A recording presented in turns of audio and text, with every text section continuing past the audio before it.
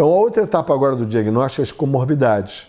É fundamental não só dizer a causa, mas comorbidade. Por quê? Porque a comorbidade ela pode estar retroalimentando a doença ou produzindo doença ao final. Então, vejam aqui, olha a alta prevalência de comorbidade. Mais da metade dos doentes tem 5 ou mais comorbidades e 75% tem no mínimo uma. Então veja, é muito comum você ter o seu doente com insuficiência cardíaca que seja DPOC, hipertenso, dislipidêmico, diabético e tem AFA. 5 comorbidades. Tabágico, 6 comorbidades. Então veja, olha aqui a incidência. Hipertensão, 30%, obesidade, mais de 50%, doença renal, 50%, diabetes, 30%, anemia, deficiência de ferro, metade tem. Não espere ter anemia para pesquisar a cinética do ferro. Só 40% dos doentes com ferro baixo tem anemia, mas 80% de quem tem anemia tem ferro baixo. Então não espere ter anemia para pesquisar a cinética do ferro, pesquisa em todo mundo. Doença tiroidiana também.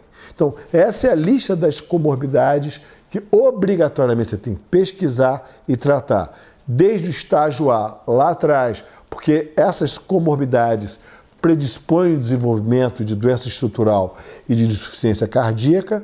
E quem já está no estágio C, essas comorbidades, elas fazem com que perpetue ou acelere a doença. Então, a mesma comorbidade, dependendo do estágio que tiver o seu doente, ela vai ter uma importância diferenciada, ou como causa ou como retroalimentador da doença. Por isso, além de pesquisar e ir atrás de fator causal, tem que fazer a mesma coisa com a comorbidade. O que mais? Tem o fator agravante, é o seu checklist.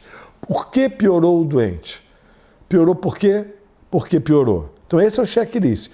Piorou porque o tratamento não está adequado, não está maximizado, ou porque ele tomou um medicamento como um anti-inflamatório ou um corticoide que acaba promovendo retenção de água e sal, ou piora da função renal, ou fadiga muscular. O que mais?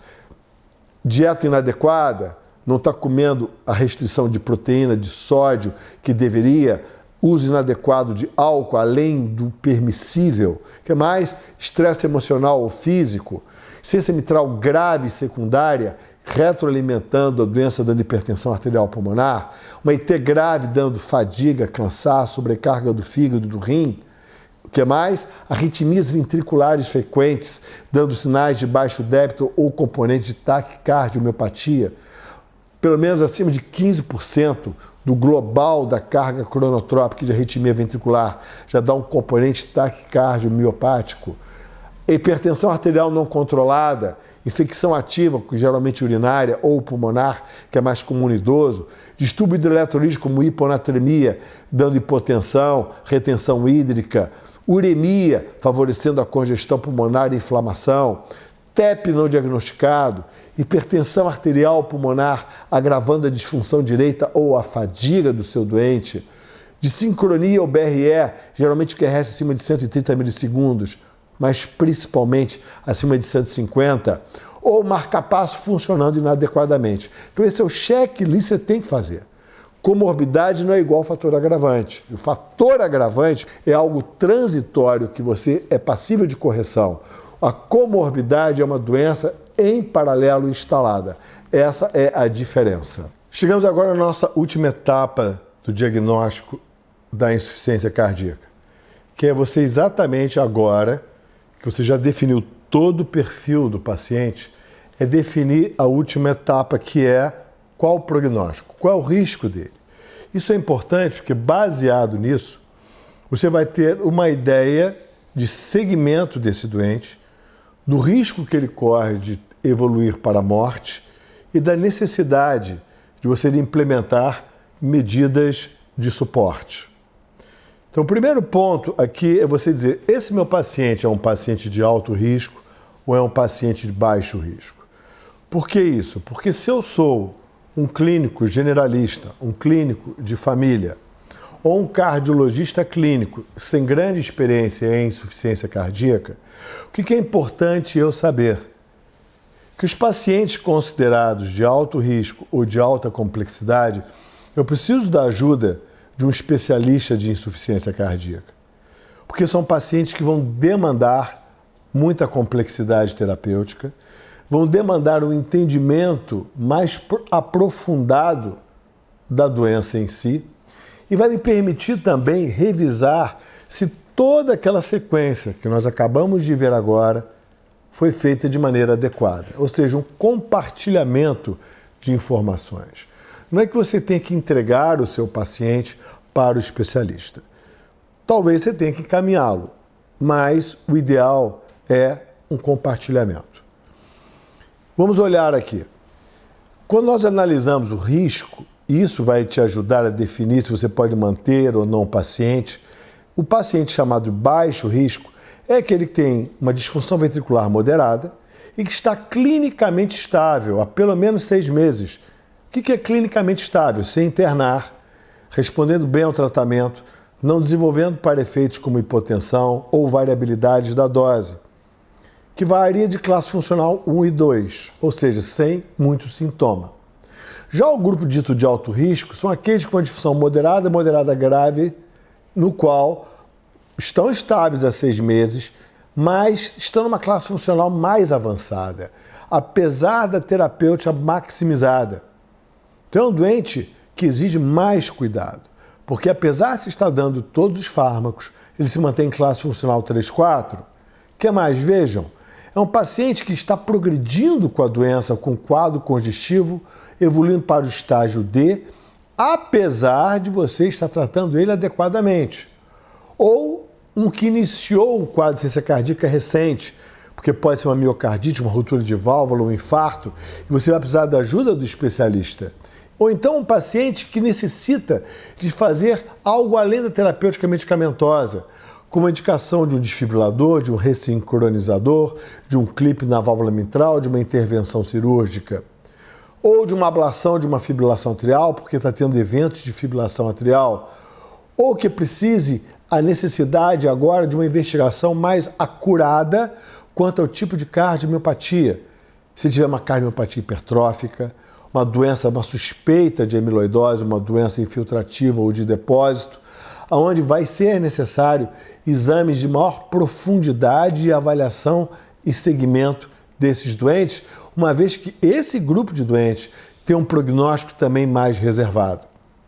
Então, quando eu aumento o risco do doente, o que eu estou querendo dizer com isso? Também eu estou aumentando o risco dele de morte, como, por exemplo, se o doente interna. Isso é um grande marcador. Se ele interna porque saiu da dieta e está clássico porque internou, ok, é um controle mais simples. Mas se ele está internando, apesar de estar bem medicado ou seguindo a dieta, ou relativamente bem a dieta, eu preciso ter a visão mais do especialista para poder entender, porque lembra, quando eu interno, eu saio com pior prognóstico. E a internação, ela consome cerca de 75% do custo de saúde na insuficiência cardíaca. A internação piora o prognóstico a longo prazo desse doente. Então agora tem que trabalhar para entender por que ele internou e evitar uma nova internação. Porque cada nova internação, tudo isso que nós acabamos de ver, agrava-se mais ainda. O que mais? Se tem múltiplas comorbidades, se tem disfunção renal. Porque aí vai exigir uma visão mais holística, porque as comorbidades se somam não só no sentido de patologia ou fisiopatologia, mas no sentido terapêutico. Uma insuficiência renal limita hipoglicemiante, uma insuficiência renal limita anticoagulantes, uma disfunção hepática limita anticoagulantes. Então, essa compreensão holística, essa complexidade, traz a necessidade de você ter próximo de você um especialista. E agora temos aqui da Diretriz Brasileira de Insuficiência Cardíaca, que traça o perfil geral do risco do seu doente. Aqui você pode observar que são vários fatores. O que você vai ter que ver aqui é o chamado jeitão do doente. É a visão clínica global holística.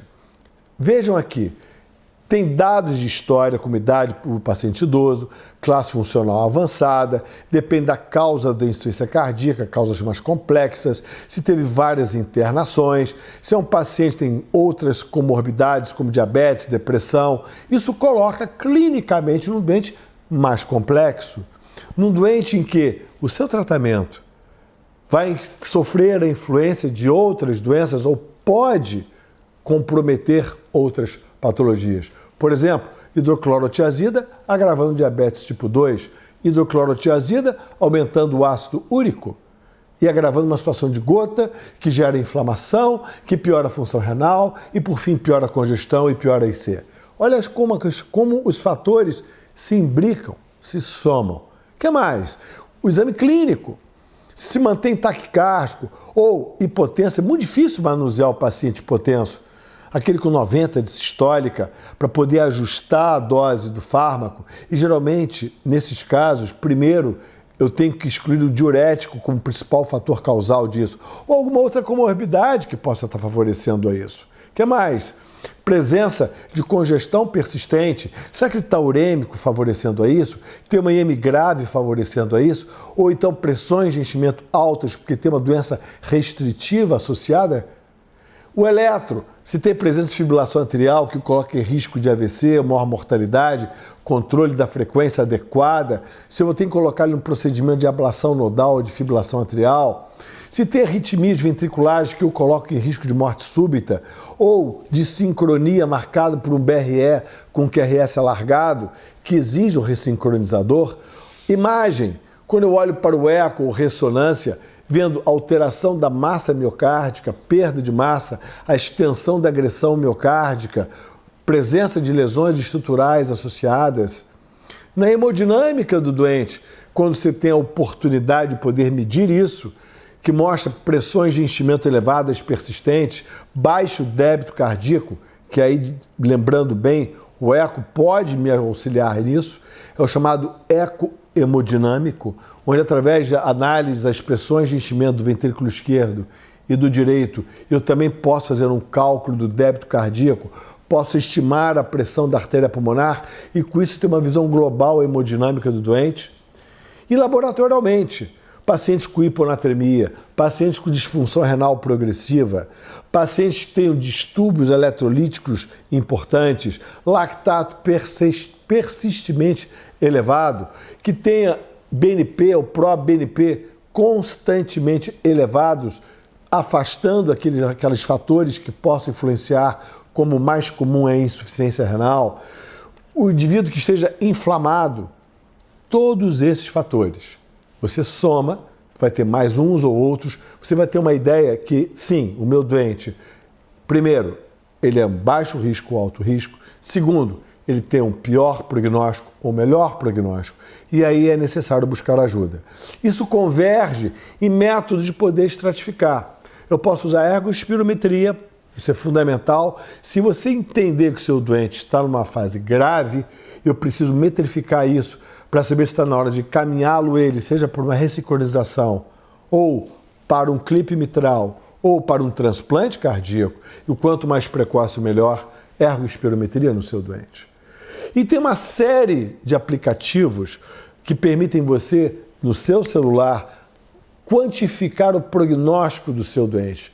Vejam vários deles, mas como é o Seattle Heart Failure, ele tem esse aplicativo, você coloca lá e você tem uma ideia prognóstica do seu doente. Então, com isso, a gente fecha o nosso módulo dentro do curso de ciência cardíaca, que é o de diagnóstico. O que nós vimos, então? Vimos que o diagnóstico ele tem que ser holístico e entra as mensagens para casa.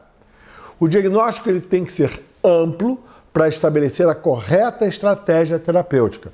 Busque o diagnóstico amplo. Busque, sem dúvida alguma, estabelecer o estagiamento da IC. Porque ao estabelecer o estagiamento, você vai estabelecer suas prioridades. E o que é que você tem que tratar? O que é que você tem que evitar que venha a progredir? É prevenção? É progressão da IC? É melhora de sintoma e mortalidade? É atrás da complexidade, como é o estágio D? E, a partir do momento que você tem o diagnóstico, faça o fluxograma, como nós vimos. Estagie o doente, a síndrome do paciente, qual é o grau de disfunção, ICFER ou ICFEP? Qual é o fator causal? Qual o fator agravante? Qual o fator desencadeante? Qual o perfil de risco? Aí você vai estar tendo o quê? Uma visão holística dele. Com isto, você vai conseguir estabelecer estágios de tratamento de uma maneira muito mais direcionada. E com isso, melhores resultados. Entender por que ele não está respondendo. Por que ele não respondeu? E aí você consegue rever toda a sua sistemática. Este foi o meu curso de diagnóstico da insuficiência cardíaca. Vem aqui para o NOSMED, onde você vai ver o restante do curso de insuficiência cardíaca e que você, com certeza, vai ter o pleno entendimento do tratamento dessa doença, que é uma doença complexa, que envolve múltiplas formas de fisiopatologia, etiopatogenia, diagnóstica e terapêutica. Você terá esta visão holística do seu doente, com tranquilidade, com fluxogramas que vão lhe auxiliar. Este é o meu curso NOSMED para você, para o entendimento do diagnóstico da insuficiência cardíaca. Obrigado.